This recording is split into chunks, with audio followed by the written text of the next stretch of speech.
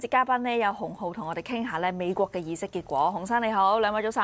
兩位你好。兩位早晨。咁啊，講到議息結果咧，隔晚聯儲局咧就減息1/4厘啦，連續第2次減息㗎啦。老實講啦，市場多少都預咗啊嚇。不過我見到全球嘅頭條咧都係 quote 鮑威爾嘅呢句説話。咁啊，佢就話咧12月減息咧未係定局啊，仲遠遠未到添啊，話 far from it 咁樣話嚇。咁啊，佢又好有詩意喎，做下啲比喻。佢話咧而家咧政府停擺緊啊嘛，冇數據睇啊嘛。佢話咧就好似霧入邊開車咁樣，要慢駛。咁啊，唔知洪生不如同我哋拆解下呢個議息結果啦。聯儲局俾咗啲咩信息市場咧？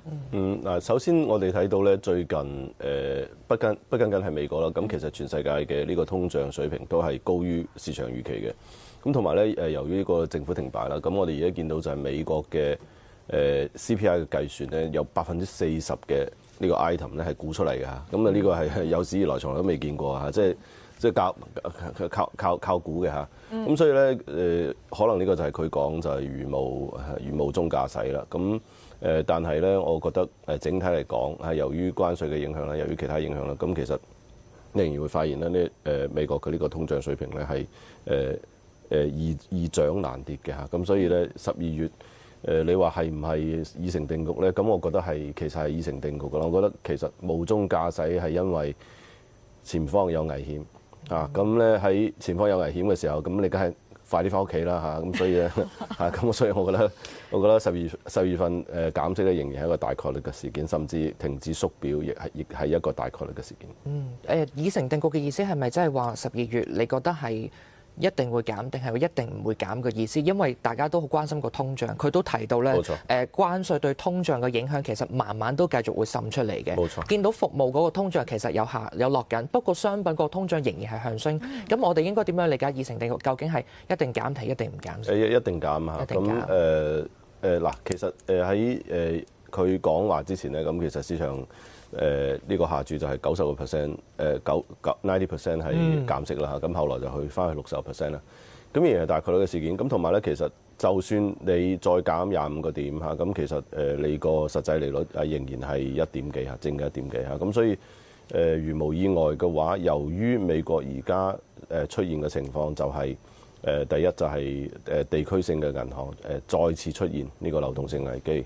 呢個 private credit 呢個私募嘅信貸再次出現情況，咁同埋咧 Fed 自己個 reserve 咧嘅去翻去呢個疫情前咁樣嘅水平啦。咁其實對於而家經濟狀況嚟講咧，咁而家呢一個liquidity 即係呢一個流動性嘅條件係偏緊㗎，咁所以佢不得不減息同埋不得不停止縮表。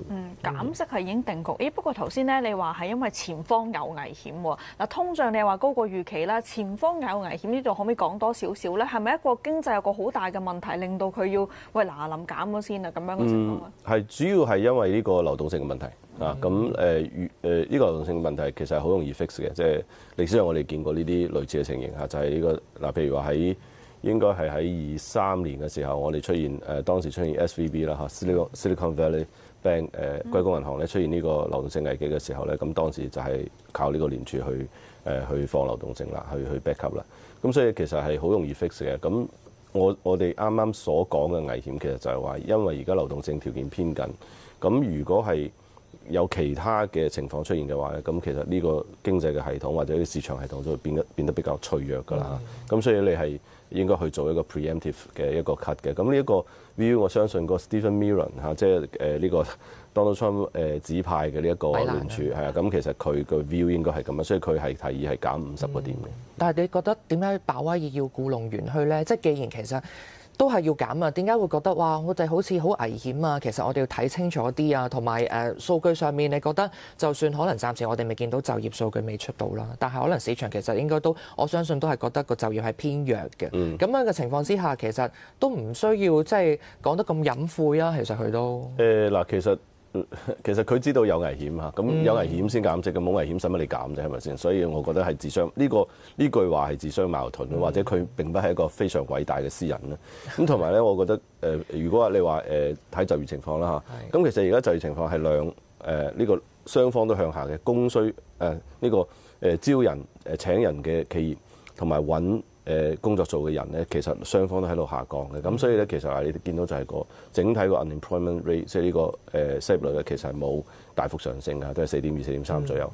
咁所以咧，其實喺就業數據你睇唔出嚟，因為佢有一個好大嘅 immigration 嘅 impact 嚇，即係一個移民嘅影響啦。係啦，咁所以我覺得係我哋啱，反而係我哋啱講嘅就係我呢個流動性系統出現咗一啲緊張嘅情況，咁我哋先要求佢美聯儲減息嘅啫。不過局內分歧都好大啊！頭先講到呢個特派官員，即係特朗普個特啦嚇，咁佢任命嘅米蘭呢，就主張更加寬鬆啦，一次過減半厘啦。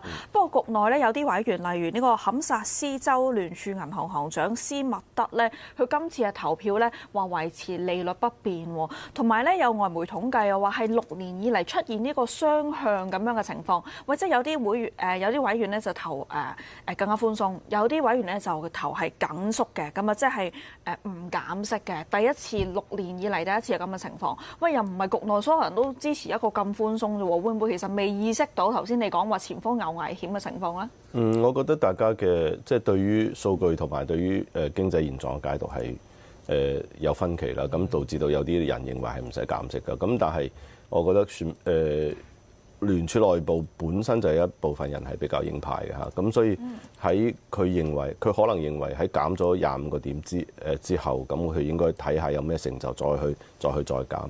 咁我覺得我覺得我唔會太注重一個別嘅官員咯嚇。咁如果我要注重嘅話，我反而會注重呢個 Stephen Bielen 嘅，佢要求減50個點，因為 so far 佢係正確嘅。so far 嗱，佢對於關稅對於美國經濟衝擊啦，對於呢個通脹水平衝擊同埋就業衝擊，其實佢喺1年幾前咧，佢講嘅呢個預測咧，其實到而家係唯有佢係正確嘅啫。咁當時咧嗱，我舉個例子，當時所有人都認為咧就係話通脹會大幅上升啦。咁佢就話其實可能唔會喎，因為如果關稅咁樣加法嘅話咧，咁你需求反而會下降。咁如果需求下降嘅話咧，咁反而呢個通脹會下降而唔會上升。咁我哋而家見到啦，雖然冇佢講到咁極端啦，但係通脹亦都冇市場共識，當時認為就係要大幅上升嚇。當時睇到呢個國債利率10年嘅國債利率咁啊，當時去到5甚至6啊，都有人嗌嚇。咁而家係4左右啦。琴晚減息之前其實3點幾嘅嚇，去到3字頭嘅嚇。咁所以我覺得由於個 track record 咧，咁其實我覺得佢嘅意見咧，反而我哋應該特別重視。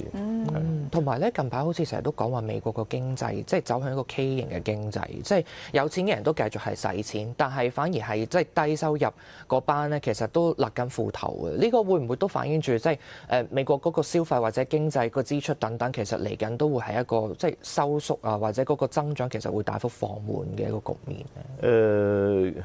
係，我覺得所有國家都係畸形嘅啦，包括我哋中國亦都係我哋而家呢個，譬如話呢個社會財富分配啊，譬如話G7國家其實所有嘅地區咧都係分配不均㗎，咁所以畸形經濟並不係淨係美國先有嘅。咁畸形經濟一個好重要嘅特徵就係話，其實佢係有錢嘅人喺度消費，同埋有錢嘅人嘅財富喺度膨脹緊。咁但係個社會底層咧，其實佢個消費嘅能力同埋個財富上升咧，係遠遠慢於呢個整體嘅市場上升嚇。咁所以我覺得呢一個狀況已經持續咗好耐啦。佢並不係今日先發生嚇。咁你並不可以話因為而家我哋有畸形經濟，所以我美國經濟就唔得。其實咁耐以嚟咧，其實一直係靠呢啲有錢嘅 10% 嘅人，頂層咧去撐住個經濟，甚至top 1% 嘅人去撐住個經濟嘅啫。咁所以，我覺得佢不成理由咯。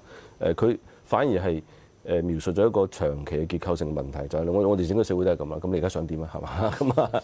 咁所以我覺得呢個係一個長期嘅思考，就唔係短期嘅原因啦。明白。年底前仲可能再減多次息啦。咁啊，同埋話聯儲局都預告定咧12月開始會縮減資產負債表呢樣嘢咧，要停一停啦嚇。咁啊，點影響之後貨幣同股市嘅表現呢？翻嚟再傾。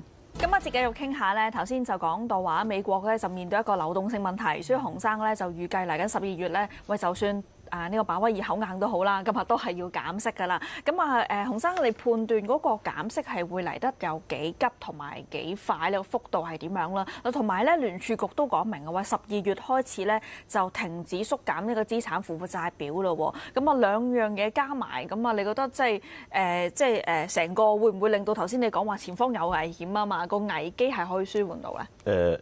大概率可以舒緩到啦。咁雖然我哋話流動性出現問題咧，咁但係佢並不似好似23年嗰一波嚇，即係咁明顯嘅一波啦。咁同埋咧而家如果係聯儲立刻行動嘅話咧，咁其實好快就可以平息呢一個所謂嘅流動性問題啦。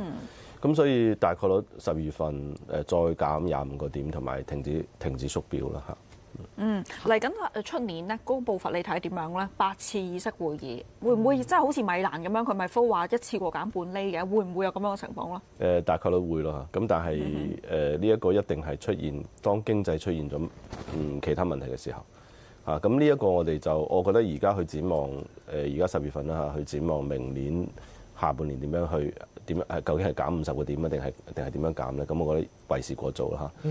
咁所以我覺得從而家到年底當呢個聯儲做出呢啲咁樣嘅決議嘅時候咧，咁其實對於整體嘅市場仍然係有幫助。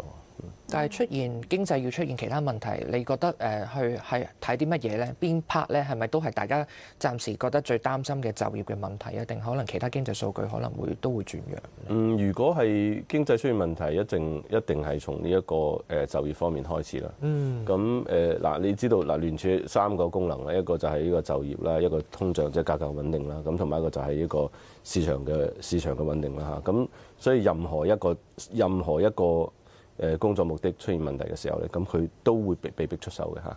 咁但係一般嚟講咧，當佢被逼出手嘅時候，一般都係情況比較危殆嘅嚇。咁所以我哋亦都不希望出現咁樣嘅情況啦。咁所以喺經濟不出現危機嘅時候，就好似我哋而家咁樣嚇。咁同埋咧，即係聯儲喺度減息嘅時候咧，咁我哋反而會見到國債嘅利率喺度上升緊嘅，而唔係隨住美聯儲嘅降息而下降嚇。咁所以咧，國債嘅利率上升同埋呢個利率曲線嘅陡峭化咧，咁反而反映嘅就係話，即係市場對於呢個經濟嘅增長仍然係有信心嘅。咁所以我覺得暫時嚟講，我哋嘅 base case， 即係我哋嘅基準情形咧，就係話呢個經濟比較平穩啦，可以過渡呢一個時期啦。咁同埋美聯儲喺必要嘅時候一定會出手啦。咁12月減息啦，停止縮表等等。咁其實所有呢啲都係有利於市場。聽落去就似乎咧今次個議息會議幾利好股市先啦。問多少少縮表嗰度，12月開始會結束縮表啦。就一啲按揭抵押嘅證券到期之後咧，啲資金就會用嚟擺翻喺呢個美國國債嗰度啦。你估計今次係點樣做啦？同埋其實結束縮表咧，係咪又唔一定等於話大幅擴表行翻 QE 咧？因為參考翻過往歷史咧，譬如金融海嘯啊、新冠疫情之後都有一個咁樣嘅情況，就係大幅 QE 咁樣嘅情況噶嘛。喂，但係今次又唔係嗰種級數嘅大鑊嘅，而家嗰個危機都未話真係去到面前話出現啊嘛。係咪唔需要係嗰種規模嘅擴表咧？而家暫時未有咁嘅需要啦嚇。咁我知道可能炒股嘅朋友可能都希望佢好似當年咁樣擴表啦。咁但係咧，當佢要做呢個動作嘅時候咧，一定係出現咗好大嘅問題啦嚇。咁所以我亦都唔希望因為出現咗問題，佢進行擴表，咁然後股市探底回升。咁所以我覺得去到出年係，因為今年咧其實好明顯就係話，其實隨住呢個聯儲嘅縮表啦，咁其實我哋見到呢個 fiscal dominance 即係呢個財政嘅呢個主導權係喺度不斷上升。咁所以咧，我哋見到美國國債嘅呢個 outstanding balance 啊，呢個發行咧喺度不斷咁上升㗎嚇。咁所以咧正好就彌補咗呢個貨幣嘅呢個空缺啦。咁去到出年啊，大家諗下，如果去到出年嘅話，美國國債有冇可能繼續好似今年咁樣以咁樣嘅速度去發行咧？我哋唔知道嚇。咁但係我哋認為不應該係我哋嘅基準情形。咁如果係咁樣嘅話，如果美聯儲冇動作嘅話咧，咁其實你就會見到咧美國嘅呢個經濟嘅呢個增速就會出現一個下滑㗎啦。咁失業率會上升等等等。咁然後再美聯儲再出手嚇，應該大概嘅順序應該係咁樣嚇。咁所以我覺得呢2年係一個好特別嘅年份，或者係疫情以嚟係一個好特別嘅年份咧，就係美國嘅呢個財政赤字不斷咁樣擴大，甚至去到今年其實冇任何嘅經濟危機，亦都冇任何嘅其他嘅危殆嘅情況。咁但係美國而家嘅財政赤字已經達到係9% 㗎啦。咁其實係一個所謂嘅呢個戰備嘅狀態㗎啦。咁所以我覺得呢種局面係好難維持落去㗎啦嚇。咁如果當然佢可以出年佢繼續選擇去大幅咁樣擴大財政赤字啦，譬如話佢啱啱先 destroy 咗佢個白宮嘅 East Wing 嚇，佢要重新建白宮嚇，咁所以呢啲都好使錢嘅。會聽係咪？係啦，冇錯啦。咁所以嗱，你呢個人佢可能就係咁樣，就係好中意使錢嘅，因為好爽啊使錢啊。咁所以但係你如果係出年繼續以咁樣嘅速度去使錢嘅話咧，咁可想而知就係對於通脹嘅衝擊，對於大宗商品價嘅衝擊下，都係會進一步抬升。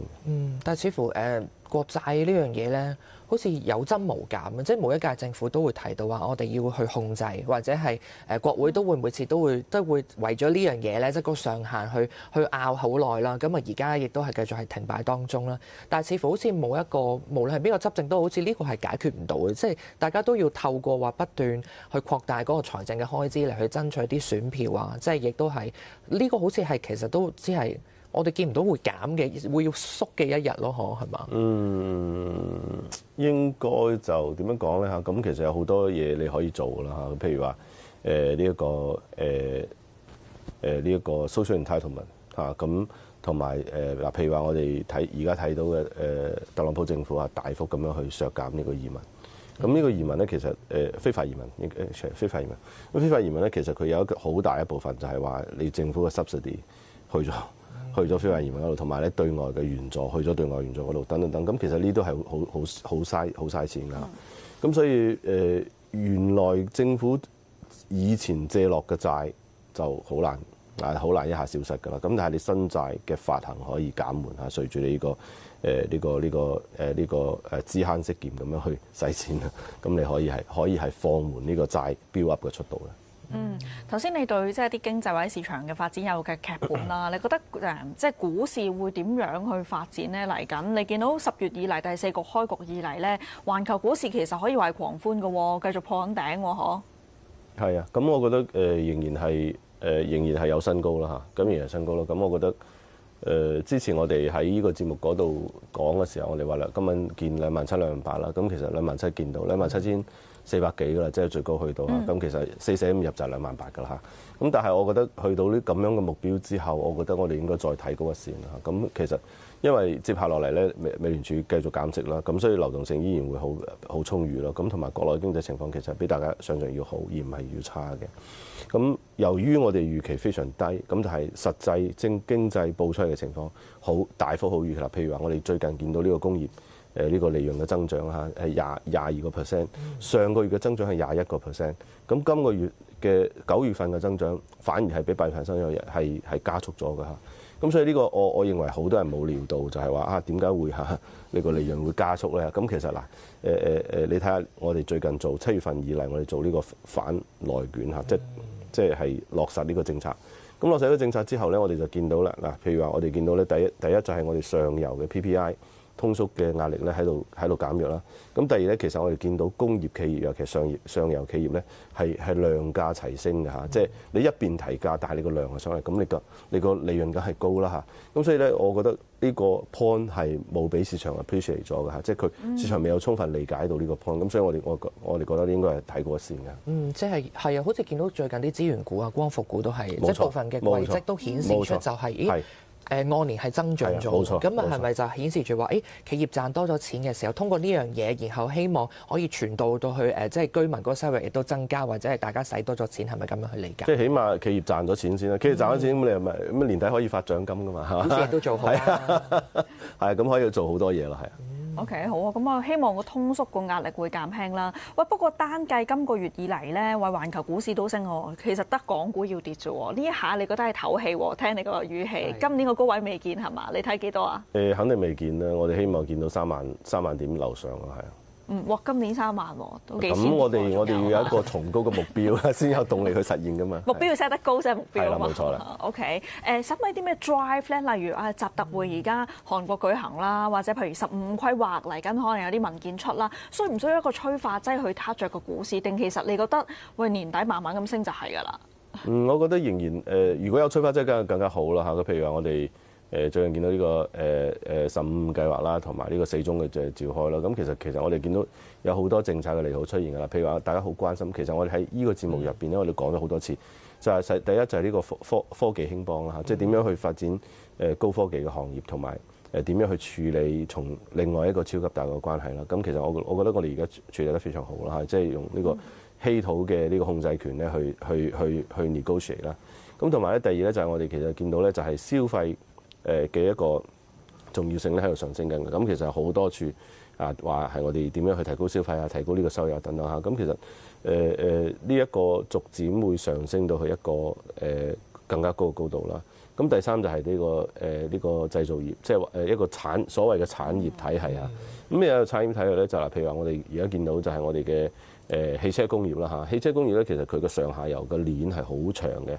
咁以前咧我哋嘅產業體系咧其實係圍繞一個房地產去 structure 嘅嚇。咁啊房地產上下游啊咩水泥啊，下游咧啲家私啊嗰啲白電啊咁樣。咁其實咧呢個鏈係好長，咁但係呢個鏈而家係肯定要俾 replace， 即係肯定要俾代替㗎啦。